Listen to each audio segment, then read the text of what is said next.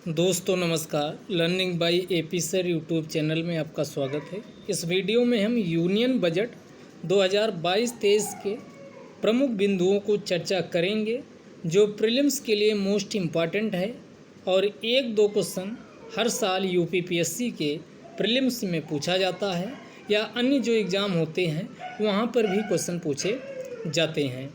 तो शुरू करते हैं।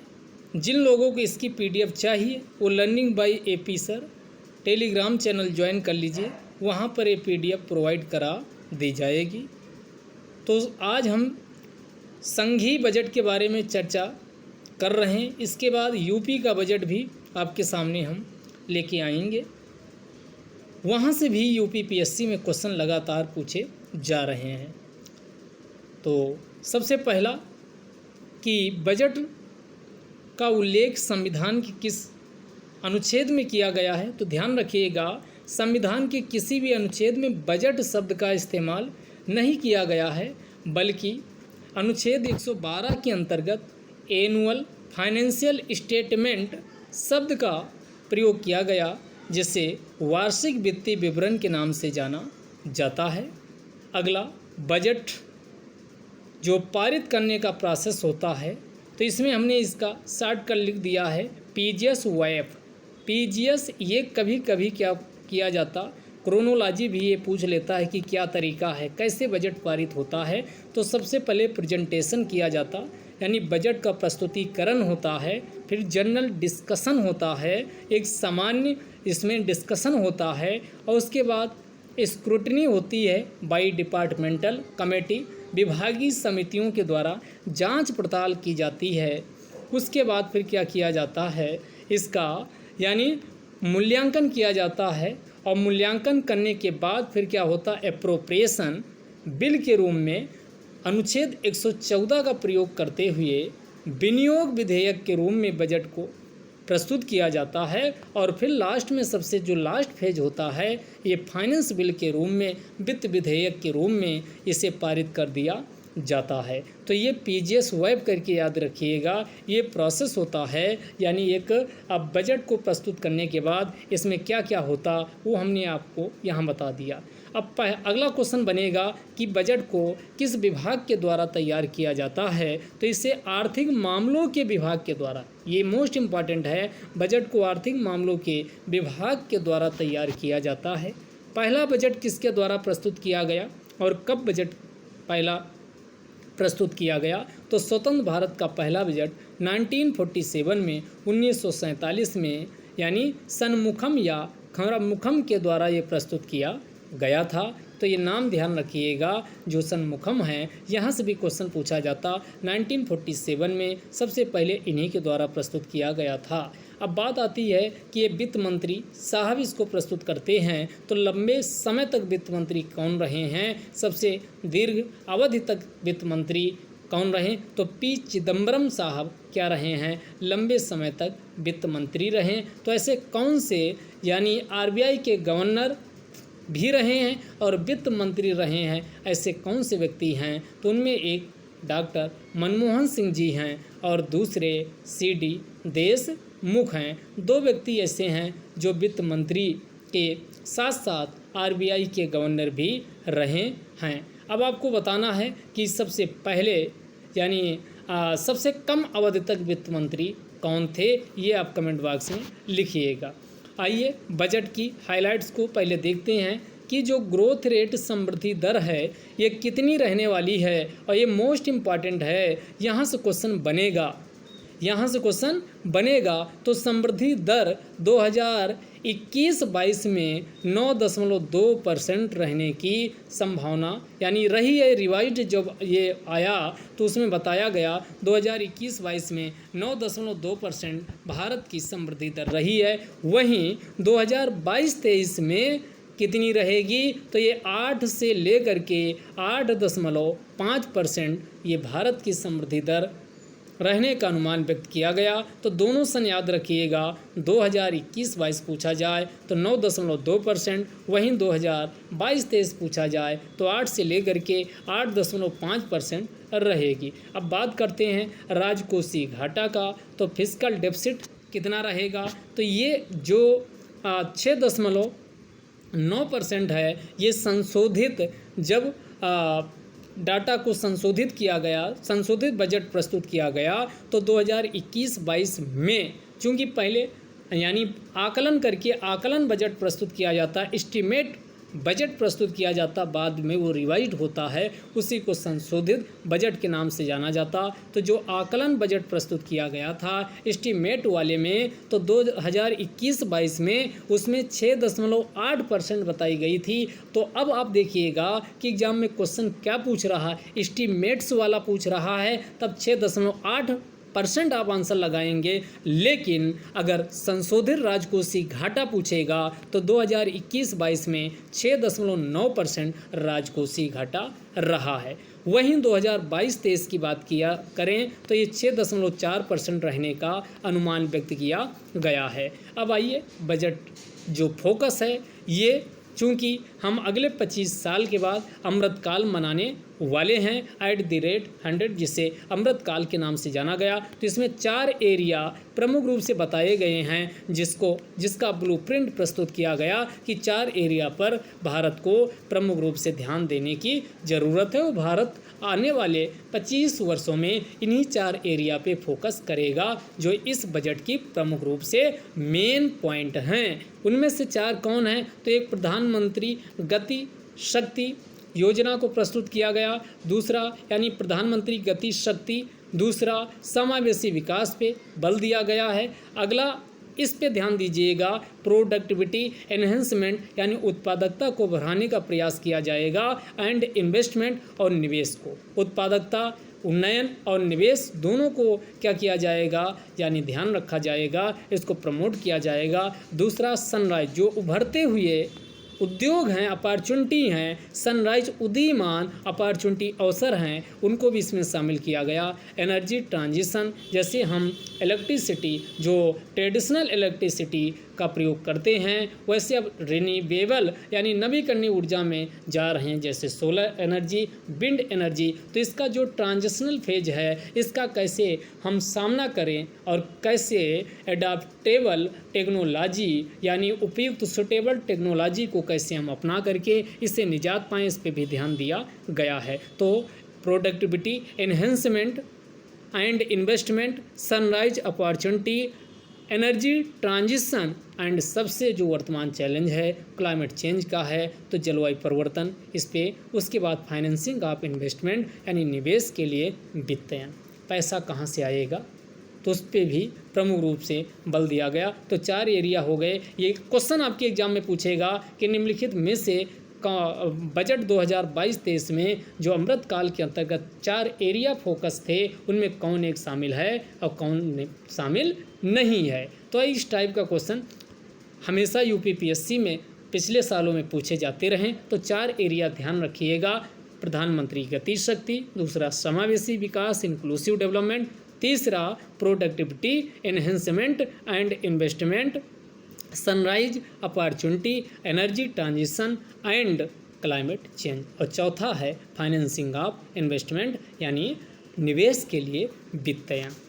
आगे आइए, और क्या क्या 2022-23 के बजट में इस टाइप का भी पूछ लेगा कि 2022-23 के बजट में कौन सी योजनाओं की घोषणाएं की गई और कौन सी योजनाएं शामिल हैं, कौन सी योजनाएं नहीं। तो 2022-23 के बजट में जो अन्य योजनाएं या अन्य पहले इनिशिएटिव शुरू करने की यहाँ पर अनाउंसमेंट किया गया, उसकी बात कर लेते हैं। तो जैसे 1 डिस्ट्रिक्ट 1 प्रोडक्ट होता है, वैसे ही अब भारत में रेलवे के द्वारा 1 स्टेशन 1 प्रोडक्ट को प्रमोट किया जाएगा, यानी एक स्टेशन एक उत्पाद को प्रमोट किया जाएगा। तो इसकी बजट 2022-23 में अनाउंसमेंट की गई। अगला पर्वतमाला के अंतर्गत क्या एक स्कीम, एक प्रोग्राम चलाया जाएगा, जिसका नाम दिया गया national ropeways development programme, national ropeways development programme. और इसके ये जो है पीपीपी यानी पब्लिक प्राइवेट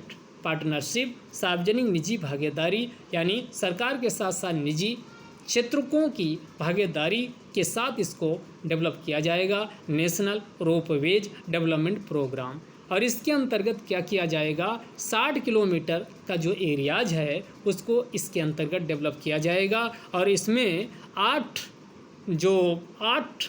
टेंडर निकाले जाएंगे और 8 टेंडर निविदाएं निकाली जाएंगी। तो ये पूछ सकता संख्या कितनी टेंडर निकाले जाएंगे, तो इसके लिए 8 टेंडर, निजी क्षेत्र को शामिल करने के लिए 8 टेंडर निकाले जाएंगे। दूसरा, क्योंकि किसानों को 2022 तक किसानों की आय डबल करने का भी लक्ष्य रखा गया, इसीलिए इसमें किसान ड्रोन का भी अनाउंसमेंट किया गया। किसान ड्रोन क्या करेगा, ये क्रॉप असेसमेंट यानी फसल मूल्यांकन का काम करेगा। भूमि रिकॉर्ड का डिजिटाइजेशन होगा, डिजिटाइजेशन ऑफ लैंड रिकॉर्ड, भूमि रिकॉर्ड का डिजिटलीकरण होगा। कीटनाशक व अन्य जो पोषक पदार्थ न्यूट्रिएंट हैं और उनका क्या करेगा, इसके द्वारा स्प्रे किया जाएगा, उनका छिड़काव किया जाएगा। तो ये किसान ड्रोन पूछा जा सकता है, तो इसमें किसान ड्रोन का भी अनाउंसमेंट किया गया है।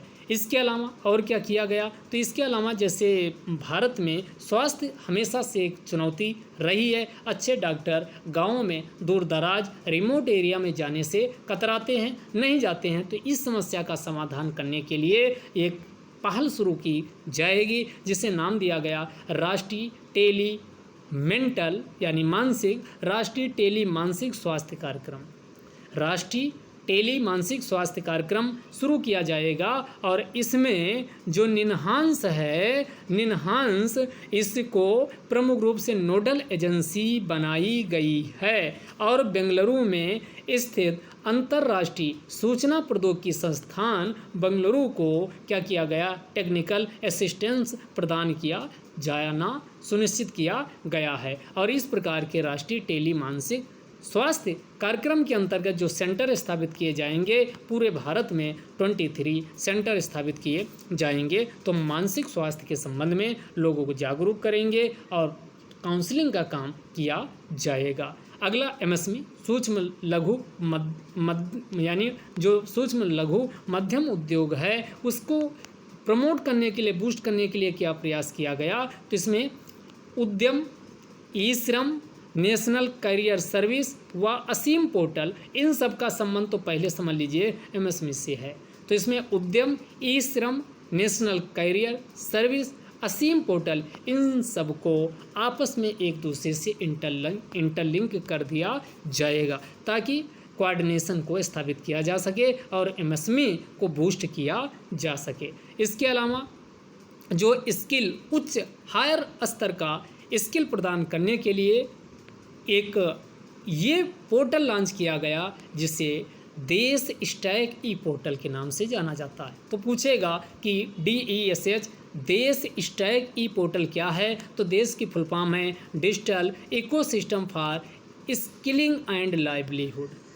यानी जो स्किल है, जैसे प्रत्येक व्यक्ति स्किल, उसके अंदर कोई ना कोई स्किल है तो उसी को बूस्ट किया जाए, उसी को एनहेंस किया जाए और सही दिशा में उसको और ज़्यादा यानी स्किल्ड प्रदान करके सही दिशा में उसको जॉब क्रिएशन के लिए लगाया जा सके, जॉब क्रिएशन किया जा सके और इससे उसकी लाइवलीहुड आजीविका भी चलती रहेगी। तो इसी के लिए यानी देश स्टैक ई पोर्टल को लॉन्च किया गया और ये असल में है किसके लिए, स्किल डेवलपमेंट के लिए। पूछे आपका एक लाइन में कि देश स्टैक ई पोर्टल का संबंध किससे है, तो एक कौशल विकास से है। इसमें स्किल प्रदान किया जाएगा और फिर ज़रूरत हुई तो री स्किल किया जाएगा। स्किल अगर किसी व्यक्ति को है उसको बूस्ट करना है, उसको एनहेंस करना है, तो इसके लिए अप स्किल की भी व्यवस्था की गई। तो स्किल, री स्किल, अप स्किल तीनों इसमें प्रदान किया जाएगा, इसका अनाउंसमेंट किया गया है। इसके अलावा भारत में क्वालिटेटिव एजुकेशन की बहुत ज़्यादा समस्या आती थी,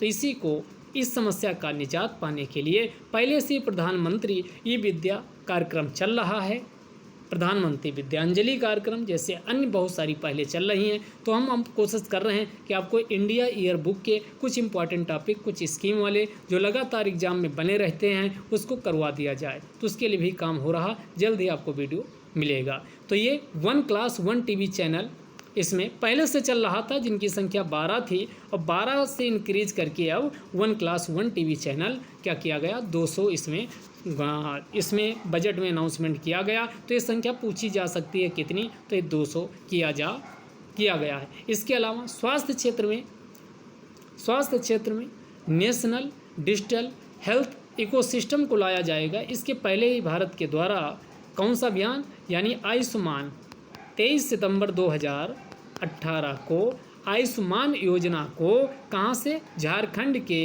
रांची से शुरू किया गया था। तो इसी को ध्यान में रखते हुए यानी स्वास्थ्य क्षेत्र में चूंकि किसी भी व्यक्ति का डिजिटल कोई डेटाबेस नहीं होता है तो इसे हर बार उसको जांच करानी पड़ती है कोई, तो इसी समस्या का निजात पाने के लिए एक डिजिटल हेल्थ इकोसिस्टम जनरेट किया जाएगा जिसका नाम ही रखा गया नेशनल डिजिटल हेल्थ इकोसिस्टम। और इसी को ध्यान में रखते हुए नेशनल डिजिटल हेल्थ यानी कार्ड भी की शुरुआत भी की गई है। इसके अलावा जो अन्य प्रयास क्या किया जाएगा, जो 2 लाख भारत में जो आंगनबाड़ियाँ कार्यरत हैं इनका उन्नयन करके सक्षम आंगनबाड़ी के रूप में कन्वर्ट किया जाएगा। तो ये पूछा जा सकता कि कितनी आंगनबाड़ियों का उन्नयन करके सक्षम आंगनबाड़ी के रूप में परिवर्तित किया जाएगा, तो 2 लाख इसको भी ध्यान रखिए। इसके अलावा भारत का जो पूर्वोत्तर है यहाँ पर असीम संभावनाएं होती हैं विकास के लिए।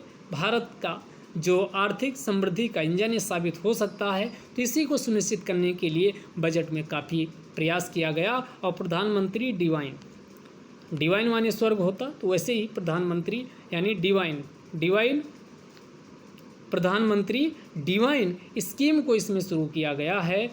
डिवाइन माने दिव्य होता है, इसको आप लोग देख लीजिएगा क्या होता है। तो ये प्रधानमंत्री डिवाइन की यहाँ फुल फॉर्म क्या है वो आप इम्पॉर्टेंट है। प्रधानमंत्री डेवलपमेंट DEV से डेवलपमेंट इतना हो गया, I से इनिशिएटिव हो गया फॉर नॉर्थ ईस्ट, अंत में यानी से नॉर्थ ईस्ट रीजन, तो यानी पूर्वोत्तर जो अरुणाचल प्रदेश, नागालैंड, मणिपुर, मिजोरम, त्रिपुरा, असम, मेघालय, इनका विकास के लिए, इन क्षेत्रों का विकास के लिए प्रधानमंत्री डिवाइन स्कीम को लाया गया है।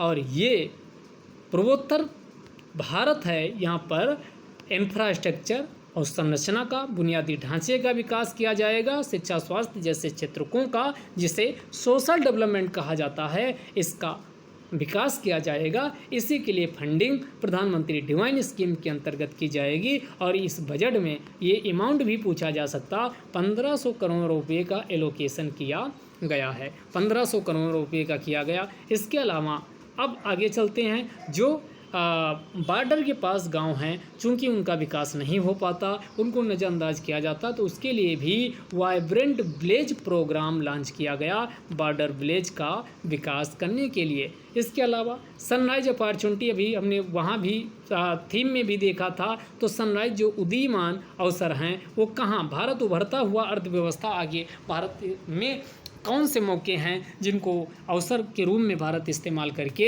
यानी एक ग्रोथ इंजन साबित हो सकता है अर्थव्यवस्था का। तो जिनमें AI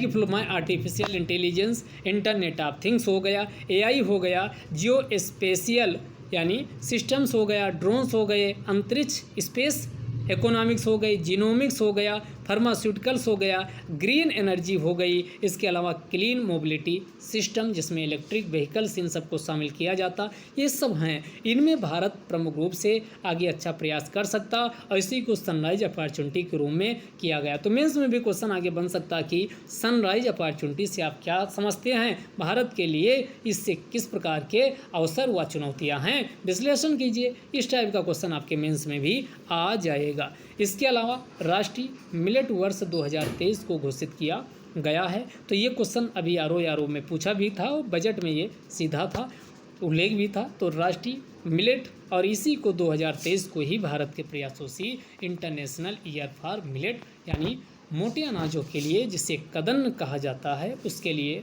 जो अंतर्राष्ट्रीय वर्ष है 2023 को घोषित किया गया है। इसके अलावा इंटरनेशनल आर्बिट्रेशन सेंटर की स्थापना की जाएगी जो विवादों का समाधान करेगा, सेटलमेंट ऑफ डिस्प्यूट करेगा। अंतर्राष्ट्रीय स्तर पे किसी कंपनी के साथ कोई भारत में जाती है और इसको किसी भी तरीके से कोई दिक्कत होती है तो उसका कोर्ट का चक्कर ना खाना पड़े, तो इस समस्या से निजात पाने के लिए इंटरनेशनल आर्बिट्रेशन सेंटर की स्थापना गिफ्ट यानी गुजरात में जो गिफ्ट सिटी की स्थापना की जा रही है वहाँ पर इसे स्थापित किया जाएगा। इसके अलावा आरबीआई के द्वारा एक डिजिटल 2022-23 में डिजिटल करेंसी को लेकर आया जाएगा। उसी का नाम क्या रखा जाएगा? Central bank digital currency. Central bank digital currency इसका नाम होगा। तो नाम भी CBDC पूछा जा सकता है, ये है क्या आगे। इसके अलावा अब जो ये ब्रैकेट में बंद है ये मोस्ट इम्पॉर्टेंट है। इनमें long term capital gain surcharge ये 15%, और आपको तुक्का भी मारना हो तो 15% आप तुक्का मार सकते हैं। तो long term capital gain surcharge जो अधिभार है इसको 15% क्या किया गया है? निर्धारित किया गया है। इसके अलावा emergency credit line guarantee scheme जो है ये किसको प्रदान की जाएगी? तो इमरजेंसी जिसे ECGS के नाम से जाना जाता, इमरजेंसी क्रेडिट गारंटी स्कीम के नाम से जाना जाता, और इसमें MSME क्षेत्र को बूस्ट करने के लिए यानी 130 लाख लगभग MSME कार्यरत हैं, तो 130 लाख MSME को इसमें प्रमुख रूप से बूस्ट किया जाएगा। और इसके लिए मार्च 2023 तक का यानी समय सुनिश्चित किया गया है, जिसके अंतर्गत पहले 50 लाख करोड़ रुपए का गारंटी कवर था, उसको इंक्रीज करके 5 लाख करोड़ 50,000 करोड़ से इंक्रीज करके 5 लाख करोड़ कर दिया गया है। इसके अलावा प्रधानमंत्री गति शक्ति मास्टर प्लान के लिए क्या किया जाएगा? तो इसमें जो ट्रेनें चलाई जाएंगी ये 2000 किलोमीटर तक का इनको सुरक्षा कवच, एक ऑपरेशन कवच भी हम करंट में अपडेट किए हैं, तो कवच प्रदान किया जाएगा जिससे एक्सीडेंट को रोका जा सके। इसके अलावा वंदे भारत ट्रेन भी अगले 3 सालों में यानी न्यू जनरेशन की वंदे भारत ट्रेन चलाई जाएंगी। इनकी संख्या पूछी जा सकती है, तो ये 400 इनकी संख्या सुनिश्चित की गई। इसके अलावा रैंप फिर यहाँ MSME जो इस पर बहुत ध्यान दिया गया, तो यहाँ raising and accelerated of MSME office programme, तो ये रैंप योजना MSME यहाँ M निकाल लेंगे तो इससे MSME हो जाएगी। इसको बूस्ट करने के लिए 5 सालों के लिए कितने 6000 करोड़ रुपए का बजट में आवंटन किया गया है। तो रैंप स्कीम इम्पॉर्टेंट है, पूछा जा सकता है इसका संबंध किससे है, कितने सालों के लिए बजट में क्या प्रावधान किया गया है। इसके अलावा शेड्यूल जो कमर्शियल बैंक हैं इनमें कहा गया कि 75 डिजिटल बैंकिंग यूनिट्स स्थापित किए जाएंगे। तो ये भी क्वेश्चन बन सकता कि कितने डिजिटल बैंकिंग यूनिट्स की स्थापना होगी, तो 75। अगला फिर मोस्ट इम्पॉर्टेंट है, जितना ये ब्रैकेट में बंद है हो सकता है यहीं से क्वेश्चन आपके एग्जाम में आ जाए, तो इसको विशेष आप फोकस करिएगा। Tax on virtual digital assets, tax on virtual digital asset से 30% निर्धारित किया गया है। तो जो वर्चुअल डिजिटल एसेट पे टैक्स 30% निर्धारित किया गया, जो अभी तक क्या किया जाता था, नहीं लगता था। तो वर्चुअल डिजिटल एसेट्स जो आभासी डिजिटल परिसंपत्तियाँ होती उस पे 30% आपको टैक्स देना होगा। और इसके अलावा अगर आप डिजिटली रूप से किसी को गिफ्ट देते हैं, उपहार देते हैं, तो इसमें भी जो अंतिम प्राप्तकर्ता होगा उस पर भी यही 30% का क्या करना होगा, उसे भी गिफ्ट यानी क्या टैक्स चुकाना होगा। इसके अलावा महिला सशक्तिकरण, वुमेन एम्पावरमेंट के लिए कई इसमें प्रयास किए गए हैं, जैसे मिशन शक्ति, मिशन वात्सल्य, सक्षम आंगनबाड़ी, पोषण 2.0 ये पहल इसमें की जा रही है। इसके अलावा ग्रामीण डेवलपमेंट, रूरल डेवलपमेंट के लिए क्या प्रयास किया गया, तो हर घर नल से जल उपलब्ध कराने के लिए 2022-23 के बजट में कितना 60,000 करोड़ रुपए का आवंटन किया गया। और इससे फ़ायदा कितने के मिलेगा, 3.8 करोड़ घर हैं उनको हर घर नल से पानी को उपलब्ध कराया जाएगा। अब यहाँ एक क्वेश्चन है कि जो हर घर जल उपलब्ध करवाने वाला भारत का पहला राज्य कौन बना, तो इसका आंसर हो जाएगा गोवा। और ये गोवा वही है जो रेबीज से मुक्त होने वाला राज्य भी ये बना हुआ है। अब अगला फिर मोस्ट इम्पॉर्टेंट, फिर से मोस्ट इम्पॉर्टेंट है जो अल्टरनेट मिनिमम टैक्स है, जो कोऑपरेटिव सोसाइटी सहकारी समितियों पे लगता है। ये 18.5% रखता था, अब इसको घटा करके 15% कर दिया गया है। और अभी कोई एग्ज़ाम हुआ था उसमें पूछा था, तो ज़्यादा चांसेज है कि जो अभी वर्चुअल आपको आभासी डिजिटल एसेट्स वाला जो 30% बताए हैं वो पूछ लिया जाए, या फिर आपका ये अल्टरनेटिव मिनिमम टैक्स भी पूछा जा सकता सकता। जो कोऑपरेटिव सोसाइटी पर पहले 18.5% लगता था, इसको घटा करके अब 15% कर दिया गया है। इसके अलावा जो AOP होता है, इस पे जो सरचार्ज है उसको भी 15% निर्धारित किया गया। तो ये दोनों को ध्यान रखिएगा। और इसके अलावा इसमें कहा गया कि जो ये ऐसी कंपनियां जिनका 1 करोड़ से 10 करोड़ के बीच का उनका क्या है टर्नओवर है, तो उनको भी सरचार्ज पहले जो 12% देना होता था उसको भी घटाया गया है, और ये सरचार्ज 12 से घटा करके 7% कर दिया गया है। इसके अलावा प्रोडक्शन लिंक्ड स्कीम जो चल रही है, ये 14 क्षेत्रकों के लिए है और इससे 60 लाख नए रोजगार पैदा होंगे। तो ये भी इम्पॉर्टेंट है, पूछा जा सकता है कि प्रोडक्शन लिंक्ड स्कीम कितने क्षेत्रकों को शामिल करती है, तो ये 14 क्षेत्रकों को शामिल करती है। इसके अलावा जो प्रोडक्शन लिंक्ड इनिशिएटिव है, इसमें 30 लाख करोड़ का यानी अतिरिक्त उत्पादन क्षमता इसमें है कि यानी इतना भारत क्या कर सकता, अतिरिक्त प्रोडक्शन कैपेसिटी है। अगर इसको बूस्ट किया गया प्रोडक्शन लिंक्ड इनिशिएटिव को, 30 लाख करोड़ रुपए का भारत को फ़ायदा हो सकता है। इसके अलावा प्रधानमंत्री गति शक्ति के अंतर्गत यानी गति शक्ति से 7 कारक पे इसमें ध्यान रखिएगा। ये पूछा जा सकता है प्रधानमंत्री गति शक्ति पे कितने कारक इंडिकेटर्स या फैक्टर्स हैं जिस पे प्रमुख रूप से ध्यान दिया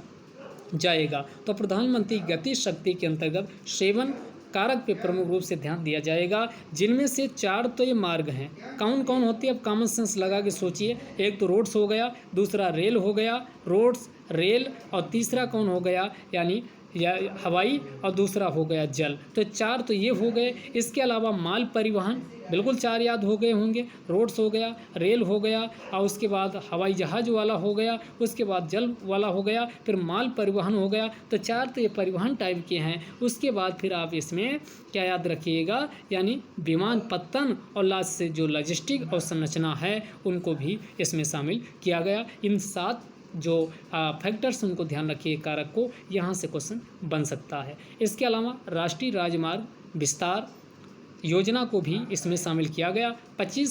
2022-23 तक 25,000 किलोमीटर का विस्तार किया जाएगा, और इसके लिए बाकायदा 20,000 करोड़ रुपए की फंडिंग बजट 2022-23 में की गई है। इसके अलावा मल्टी मॉडल लॉजिस्टिक पार्क, और इनकी संख्या पूछी जा सकती है, तो 2022-23 में मल्टी मॉडल लॉजिस्टिक पार्क की स्थापना 4 की जाएगी, जो PPP मॉडल पे होगी, जिसके अंतर्गत प्रधानमंत्री गति शक्ति कार्गो टर्मिनल को भी स्थापित किया जाएगा, और इनकी संख्या 100 निर्धारित की गई है। इसके अलावा केन बेतवा लिंक में जो एक्सपेंडिचर है, वैसे तो ये 46,000 के आसपास, इसमें 46,000 कुछ पैसा इसमें लगेगा, लेकिन इसमें बजट जो 2022-23 में है, इसमें पूछा जा सकता कितना एलोकेशन किया गया, तो ये 1400 करोड़ रुपए का एलोकेशन केन बेतवा के लिए किया गया है, और इससे 9.08 लाख हेक्टेयर सिंचाई को सुनिश्चित किया जाएगा। कृषि वाला क्षेत्र सिंचाई के अंतर्गत आएगा, और इससे 62 लाख लोगों को पेयजल की सुविधा सुनिश्चित होगी। इसके अलावा 103 मेगावाट है, इससे कौन, तो इससे 103 मेगावाट जो हाइड्रो पावर है वो जनरेट किया जाएगा। इसके अलावा इससे 27 मेगावाट नवीकरणीय ऊर्जा भी, इससे विंड वाली भी जनरेट की जा सकेगी। तो ये आपका ध्यान रखिएगा, यहाँ से भी क्वेश्चन इसमें पूछा जा सकता है। तो प्रधानमंत्री अगला आवास योजना है। प्रधानमंत्री आवास योजना को 2022-23 में क्या किया जाएगा, तो 80 लाख नए घर बनाए जाने का इसमें सुनिश्चित किया गया है, और इसके लिए अमाउंट जहाँ जहाँ अमाउंट कुछ हमको इम्पोर्टेंट लगा है उस अमाउंट को हमने लिखा, ये एग्जाम में आपके पूछा जा सकता है। तो 48,000 करोड़ रुपए का एलोकेशन किया गया है। इसके अलावा अगर कोई कंपनी अपना कारोबार बंद करना चाहती है, तो उसके लिए एक ये क्या होगा, centre for processing accelerated corporate exit की स्थापना की जाएगी, ताकि उससे किसी भी तरीके से कोई दिक्कत ना हो। Centre for processing accelerated corporate exit की स्थापना होगी। इसके अलावा अगला ये अलग से आ गया है, तो इसको डिस्कस कर चुके हैं। अब इसमें आ जाइए, जो NPS है, NPS में जो कर कटौती, NPS में कर कटौती पहले क्या होती थी कि 14% जो सेंट्रल के अंतर्गत प्रदान की जाती थी, लेकिन राज्यों के अंतर्गत 10% ही जो इसी यानी स्टेट एम्प्लॉय होते थे उनको 10% ही कर कटौती दी जाती थी। अब उनको भी 14% जो है वो कर कटौती राज्य के कर्मचारियों को भी प्रदान की जाएगी। इसके अलावा धारा 115 BAB के अंतर्गत जो उत्पादन एवं विनिर्माण शुरू करने की अंतिम तिथि थी उससे पहले ये 31 मार्च 2023 थी, इसको एक साल के लिए इंक्रीज कर दिया गया। तो ये भी पूछा जा सकता 31 मार्च 2024 को अब निर्धारित किया गया। इसके अलावा कस्टम नेशनल पोर्टल को भी 30 सितंबर, ये डेट याद रखिएगा। कुछ यहाँ डेट स्पेशल मेंशन की गई हैं, एग्जाम में पूछी जा सकती। ऐसे क्वेश्चन पीसीएस पूछता है और फिर हम नज़रअंदाज कर देते हैं, फिर क्वेश्चन गलत होता है। तो कस्टम नेशनल पोर्टल 30 सितंबर 2022 से शुरू हो जाएगा। इसके अलावा तराशे एवं पॉलिश किए गए हीरो एवं रत्न पत्थर पर, ये अलग है, इसको तनिक ध्यान रखिएगा। ये 5% इसमें बताया गया टैक्स लगेगा। तराशे एवं पॉलिश किए गए हीरो एवं रत्न पत्थर पर 5% का टैक्स लगेगा। लेकिन जो छतरी होती है इसमें सीमा शुल्क 20% निर्धारित किया गया, ताकि जो सीमा शुल्क 20% इसमें क्या किया गया, छतरी अम्ब्रेला पर निर्धारित किया गया। तो 2-3 इसमें टैक्स आपके आए हैं। एक तो लॉन्ग टर्म गेन टैक्स है, वो कितना 15%, उसको भी निर्धारित किया गया। दूसरी कोऑपरेटिव सोसाइटी हैं, उस पर भी 15%। उसके बाद 1 से लेकर के जो 10 करोड़ तक की टर्नओवर वाली कंपनी है, उसमें जो सरचार्ज लगेगा वो कितना था, पहले 12% था, उसको घटा करके 7% किया गया। एक डेटा वो ध्यान रखिएगा। इसके अलावा अभी हमने आपको बताया कोऑपरेटिव सोसाइटी, ये मोस्ट इम्पॉर्टेंट है, इसमें 15%। इसके अलावा मिनिमम अल्टरनेटिव टैक्स जो है वो भी 15% निर्धारित किया गया। तो ये प्रमुख रूप से जो है हमको लग रहा है यहीं से क्वेश्चन आ जाना चाहिए। और एक लास्ट बच रहा वर्चुअल डिजिटल एसेट पे, या आप डिजिटली किसी को डिजिटल गिफ्टिंग करते हो तब 30% का टैक्स लगेगा। तो इन एरिया को आप फोकस करिएगा, यहाँ से क्वेश्चन बहुत ज़्यादा चांसेज है कि बने। इसके अलावा छतरी पे 20% और जो रत्न हैं और तराशे गए इसमें 5% का टैक्स वसूला जाएगा। आगे कंटिन्यू करते, गैर मिश्रित ईंधन पर 1 अक्टूबर 2022 से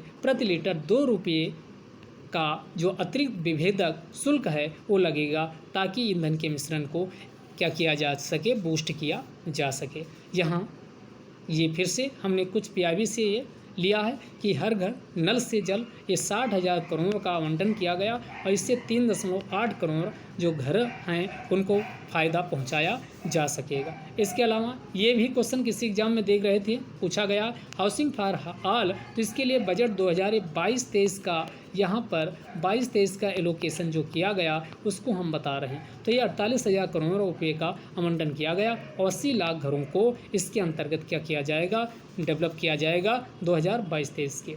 ये फिर प्राइम मिनिस्टर, ये स्कीम है PM डिवाइन, तो ये prime minister development initiative for north east region, जिसे PM डिवाइन कहा गया। तो ये किसके लिए है, तो ये इंफ्रास्ट्रक्चर और सोशल डेवलपमेंट के लिए है। नॉर्थ ईस्ट पूर्वोत्तर भारत में 1500 करोड़ रुपये का इसका क्या किया गया, एलोकेशन किया गया है। इसके अलावा अगला energy transition and climate action के लिए भी इसमें प्रयास किया गया और इसमें एडिशनल एलोकेशन जो किया गया है ये 19,000, ये इम्पॉर्टेंट अमाउंट है, ये ध्यान रखिएगा, ये अमाउंट इम्पॉर्टेंट है। एडिशनल एलोकेशन कितना 19,500 करोड़ किया गया प्रोडक्शन लिंक्ड इंसेंटिव के लिए, और किसके लिए, ताकि manufacturer of high efficiency solar modules यानी सौर ऊर्जा को बूस्ट करने के लिए इसमें हाई एफिशिएंसी को सुनिश्चित किया जा सके। इसके लिए क्या, इससे फ़ायदा क्या होगा, 2030 तक जो 280 गीगावाट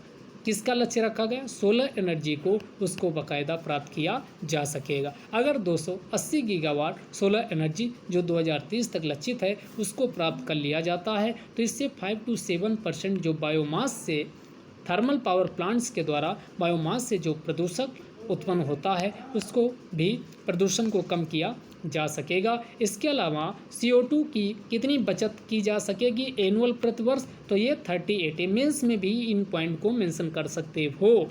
तो ये बजट केवल प्री के लिए इम्पॉर्टेंट नहीं होता, मेंस के लिए भी इम्पॉर्टेंट होता। तो 38 MM यानी इसमें मिलियन मेट्रिक टन का आप बचत कर सकते हो प्रति साल, अगर 280 गीगावाट, गीगा है कि क्या है, ये आपका गीगावाट है, अगर उसको सोलर एनर्जी को स्टोर कर लिया जाता है। 4 पायलट प्रोजेक्ट, यहाँ ध्यान दीजिएगा, 4 pilot project to be set up for coal gasification and conversion of coal into chemicals for industry. तो ये भी पूछा जा सकता कि कोल गैसिफिकेशन के लिए कितने पायलट प्रोजेक्ट को इसमें अनाउंसमेंट किया गया, तो 4 इसमें अनाउंसमेंट किया गया है। इसके अलावा अब यहाँ देखिए, राज्यों को कहा गया कि वो अपने फिजिकल डेफिसिट को 4% अपने जो राज्य घरेलू उत्पाद है उसका 4% वो क्या कर सकते हैं, फिजिकल डेफिसिट को रख सकते हैं, जिनमें से जो 0.5% है ये पावर यानी इलेक्ट्रिसिटी के लिए होगा, उसमें सुधार के लिए किया जाएगा।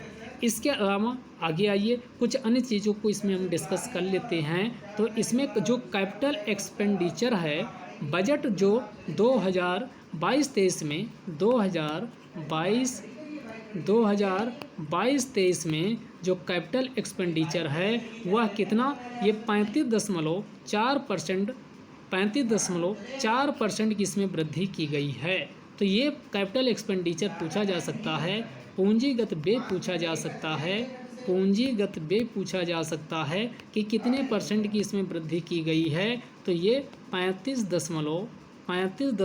ये आप इस डेटा को आप याद रखिएगा, 35.4% की इसमें वृद्धि की गई है। और जो इंक्रीज हो करके वर्तमान कितना है, कितना ये था, तो अमाउंट पूछे तो 5.54 लाख करोड़ था, और ये हो करके कितना हो जाएगा, ये 7.5 लाख करोड़ इसमें 2022-23 में होने की बात सुनिश्चित की गई, जो 2.2 गुना क्या होगा, वृद्धि होगी। इसके अलावा जो ये कितना होगा जीडीपी का, तो 2.9% कैपिटल एक्सपेंडिचर हो जाएगा। तो कैपिटल एक्सपेंडिचर का कितने % वृद्धि हुई ये भी ध्यान रखिएगा, 35.4%। इन एग्जैक्ट वैल्यू में पूछा जाए तो पहले कितना था, करेंट में कितना है, तो ये 5.54 लाख करोड़ इंक्रीज होकर के ये 7.7 करोड़ लाख करोड़ हो जाएगा, जो जीडीपी का 2.9% होगा।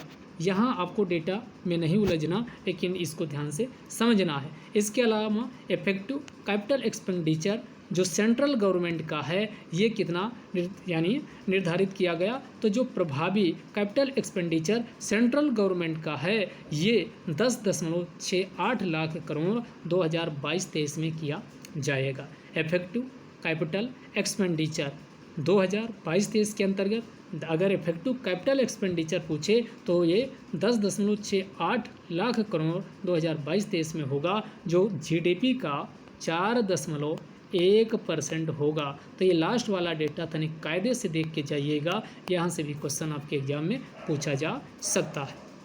तो ये आपके सामने बजट हमने जितना इम्पोर्टेंट पॉइंट था उतना डिस्कस कर दिया। इसके अलावा भी बजट तो पूछने के लिए बहुत कुछ है, लेकिन कोशिश किए हैं कि इसी से क्वेश्चन आ जाएगा। बहुत कम हमने इसमें समराइज किए हैं, अब देखते हैं कि एग्ज़ाम में क्वेश्चन आता है कि नहीं। वैसे इसके अंदर से क्वेश्चन आना चाहिए। आपको क्या लगता है तो आप लोग कमेंट बॉक्स में लिखिएगा। और आपको अब इसके बाद यूपी का बजट बहुत जल्द मिलने वाला है, तो ये आपका ये करंट वाला जो सीरीज चल रही वो कंप्लीट हो जाएगी। इसके अलावा हमने पहले से 9 वीडियो यूपी करंट और यूपी स्पेशल के, और साथ में 5 वीडियो नेशनल और इंटरनेशनल स्तर के करंट अफेयर्स के अपलोड कर रखे हैं।